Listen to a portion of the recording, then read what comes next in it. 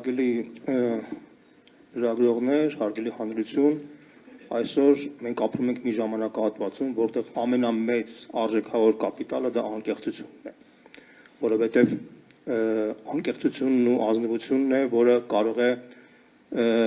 դուրս բերել մեզ մեր երկրին այս վիճակից,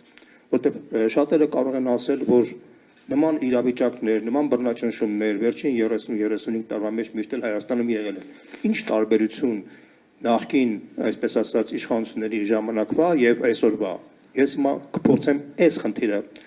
ներկայացնել, փակագծերը բացել, որպեսզի դուք հասկանաք, թե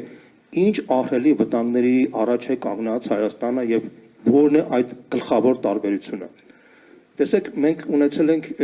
նախկինում 3 ժամանակաշրջան ղեկավարների Տեր-Պետրոսյանի, Քոչարյանի, Սարգսյանի, որտեղ էլի կային բնականաբար նման տիպի խնդիրներ, բայց այն ինչ որ հիմա կատարվում է այսօր, էապես է տարբերվում, ֆունդամենտալ է տարբերվում եւ բռնաճնշումների որակով եւ բռնաճնշումների քանակով։ Ինչու է այդպես, որովհետեւ նախկին 3 նախագահների ժամանակահատվածում Հայաստանը երբևիցե մանրադրամի դեր չէր կատարում արևմտյան երկրների եւ Ռուսաստանի միջև։ Այսինքն Հայաստանը վարում էր բալանսավորված քաղաքականություն եւ այդ իմաստով ոչ կողմերից ոչ մեկը չէր դիտարկում Հայաստանին որպես հենակետ մյուսի դեմ պայքարելու համար։ Եվ քանի որ այդպես էր, ապա նախկին իշխանությունները նույնիսկ եթե ցանկանային էլ զանգվածային ռեպրեսիաներ չէին կարող իրականացնել, որտեղ կար զսպող համակարգ, այդ զսպող համակարգը դա արևմտյան կառույցներն էին, եւ արևմտյան կառույցները ներկայացնող Հայաստանում բազմաթիվ հիմնադրամներն էին, որոնք այս կամ այն չափով քննադատում էին, հրապարակում էին, բացահայտում էին եւ թույլ չէին տալի, որ իշխանությունները, այսպես ասած, խորացնեն իրենց ռեպրեսիվ համակարգերը։ Առաջին անգամ Հայաստանում սկսած 2018 թվականից հետո կատարվել է մի աննախադեպ իրավիճակ, երբ որ արևմտյան կառույցները եւ արևմտյան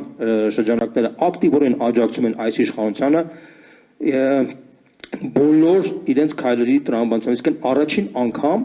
այսօրվա բռնաճնշումները ոչ միայն զսպող դեր չեն կատարում արևմտյան կառույցների կողմից, այլ նրանք խրախուսում են այդ ամենը։ Ես ուղղակի փաստեր բերեմ, որ դուք պատկերացնեք 2018 թվականի իշխանազավթումից հետո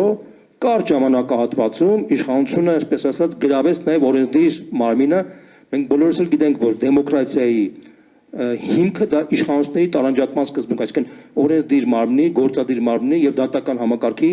անկախությունը տարանջատումն է։ Ինչ կատարվեց 18 թվականից հետո։ Կար ժամանակահատվածում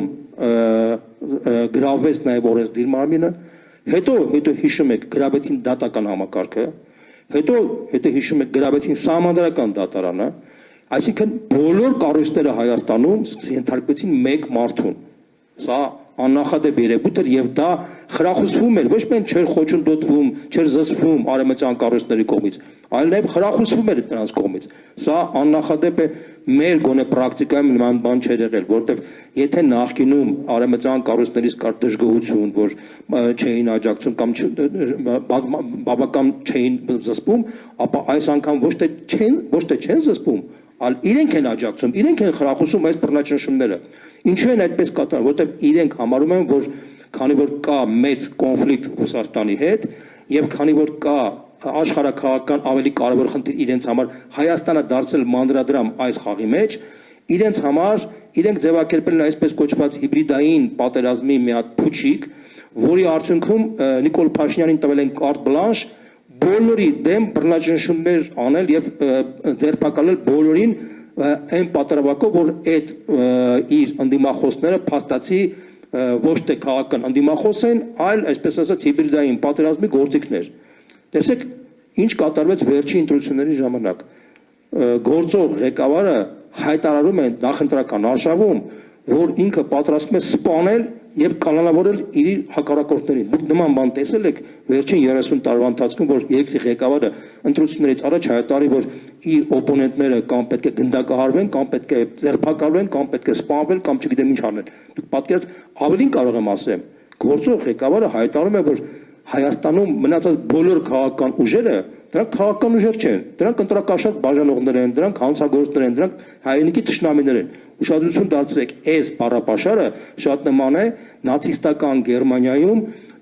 նացիոնալ-սոցիալիստական կուսակցության բառապաշարին Հիտլերի գլխավորությամբ։ Մոտարապես նման բառապաշար ունեին նաև բոլշևիկները 17 թվականից հետո, երբ որ եկան իշխանության, եւ ըստ էության տեսակ թե մենք ինչպես ավարտվեց այս ամենը։ Այսինքն փաստացի այսօրվա իշխանությունը ժառանգորդն է 17 թվականի բոլշևիկների եւ 33 թվականի նացիստների բառապաշարի իմաստով։ Միգուցե ասենք բառապաշարի առարկան տարբեր է, բայց բառապաշարն ու բովանդակությունը ռեժիմի շատ նման է իրար։ Եվ այս իմաստով կարելի ասել, որ առաջացել է մի առաջին անգամ մեծ վտանգ, որ իր բռնաճնշումների դիմաց զսպող համակարգ գոյություն չունի։ Եվ քանի որ գոյություն չունի, եւ քանի որ այսօրվա գործող հիմնադրամները իրապաշտպան, որոնք աջակցություն են ստանում արևմտյան միջազգային կառույցների կողմից լուր են, որովհետև չունեն նման հրահանգ զսպելու դեր կատարելու, ինչպես որ նախկինում էին կատարում, ապա ստացվել է, որ մեր հասարակությունը անպաշտպան է մնացել եւ ցանկացած օր, ցանկացած ժամ, ցանկացած մարդ կարող է կանոնավորել ձեռբերել շինծու մեղադրանքների արդյունքում։ Դրա բառը արդյունքը, որ ընտրությունների ժամանակ շինծու մեղադրանք առաջարկեցին Մայր Հայաստանի ղեկավար Անդրանիկ Թևանյանի նկատմամբ, հետո ընտրություններից մի քանի առաջ նույնպես շինծու մեղադրանքով, այսպես ասած, Արմեն Աշոտյանին, որը ընտրություններին չէր մասնակցում։ Հետո ընտրության օրը մի քանի 100 հոգու, այսպես ասած, ռեպրեսիա ենթարկեցին ուժեղ Հայաստանի կողմից, հետո կանոնավորվեց նաև Ավետիք Չալաբյանը, հետո այն ինչ որ կատարվեց Գագիկ Ծառուկյանի հանդեպ, ուղղակի աննախադեպ էր բոլոր իմաստներով, այստեղ բոլոր քաղաքական, մարդկային, բարոյական բոլոր կարմիր գծերը անցել են արդեն, որովհետեւ նման բան Հայաստանը չէր տեսել եւ վերջապես այն ինչ որ կատարվեց Մայր Հայաստանի անդամ Արեգնազ Մանուկյանի նկատմամբ, սա պարզապես նույնպես եմ կրկնում, սա մի process է, որը փոխում է նոր իրականություն է ձևավորում Հայաստանում, վտանգավոր իրականություն, եթե այս ամենը չկանխվի, ապա մենք կարող ենք հայտնվել այնպիսի վիճակի մեջ, որը ոչ մեկը չեք պատկերացնում։ Եվ հենց այդ դրա պատճառով, որպեսզի մենք կարողանանք զսպող համակարգեր ստեղծել ինքնուրույն, առանց ուրիշ տարբերակ չունենք, եւ մենք փաստացի այս կառույցի միջոցով մենք փորձելու ենք, այսպես ասած, դիմակները բացել բոլոր այն միջազգային կառույցների, որոնք տարիներ շարունակ քարոզում էին, որ իրենք ըստ էության պաշտպանում են մարդու իրավունքների շահերը եւ այլն եւ այլն։ Մենք բոլորի դիմակները մեկ առ մեկ գնալու ենք, բացահայտելու ենք եւ միջազգային հանրությանը ներկայացնել ենք ով է իրականում։ Եվ միայն այդ ժամանակ է, որ մենք կարող ենք, այսպես ասած, զսպող ֆունկցիա կատարել եւ այս իշխանության վրա, եւ այս իշխանության տերերի վրա։